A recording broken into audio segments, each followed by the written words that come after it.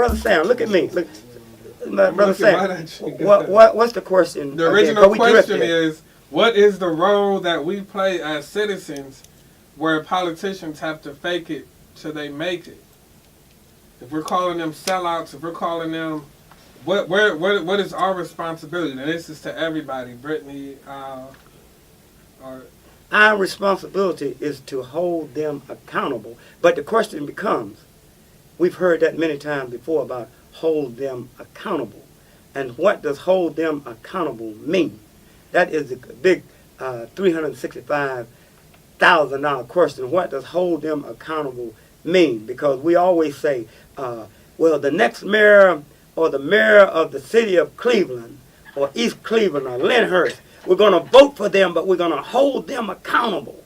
But once they're in office, we don't hold them accountable. Why is that? Why is that?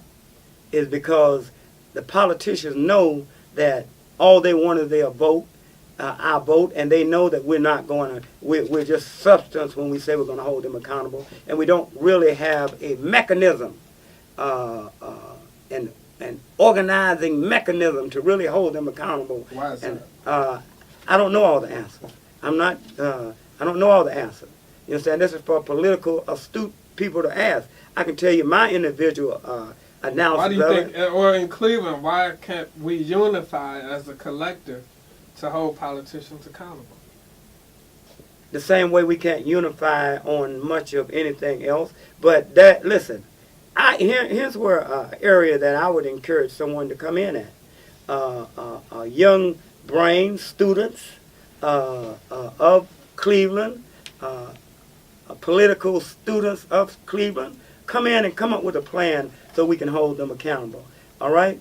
So come up and hold. What about, go ahead. Go ahead.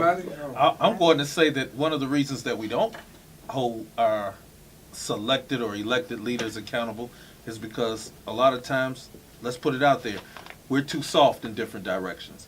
In about less than a minute and 15 seconds, it's easy to point out my fellow man's faults or groups or say, hey, they should be doing this, they should be doing that, they should be doing this, instead of looking at the big picture and uniting with the other groups in my realm to get rid of somebody. Because getting rid of somebody, that's hard work. It's hard work to get rid of like the red light, speed light cameras, which we did.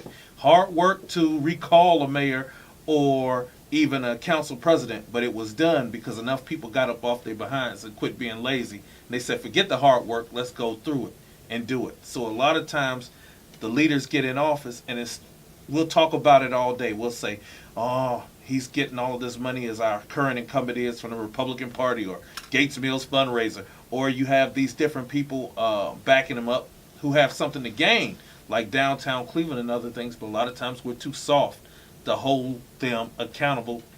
Excellent point. So let's get dirty. Why wouldn't you sell out? These people can't organize. They can't get anything done for me. They don't lobby to get things done. I came in for these issues. On the other hand, these people are lobbying. They're giving me connections. I can go travel. I'm meeting new people. I'm networking. These people are just sitting over here. They're complaining. They're not getting anything done. They go and party all the time. They joke and laugh. But then they want to come to me complaining. But when I say I need help, they can never get anything done. So if I'm a politician, why wouldn't I go where the money is? Why wouldn't I sell out? Moral compass. If you have the right moral compass, I'm going to make this quick in under a minute and say that you're absolutely right. One of the reasons that Mayor Frank Jackson, whether you love him or hate him, is one of the smartest people right now. When you have former unions that were against you sell themselves short and say we're backing you up, you can get about a couple hundred pastors who might back you up, or you could get Republican Party and certain fundraisers happening. He'd be a fool not to run again. So it's up to people to take a strong stand and go against things otherwise. As a matter of fact, when it comes to music, it was hard for KRS-One or Public Enemy or several others, including your Kendrick Lamar's, to come out and say, I'm going to do things my way. Chance the Rapper, do it my way and not sell out. I know as myself as an artist, I can come out there and curse all day and I think I'd be able to get a great fan base. But you have to have that intersection so that you can go out and say, man, forget all this type of money. I'm going to bring some brain food and make people listen to the messages that I give. Listen, I will close it like this. My great attorney, that Hardeman Sims, my great attorney Rufus Sims, here's what he told me. And you heard the story before. I met him in front of the justice, and I said, Rufus Sims, great attorney, why don't you run for judge? Why aren't you a judge? And he simply told me this.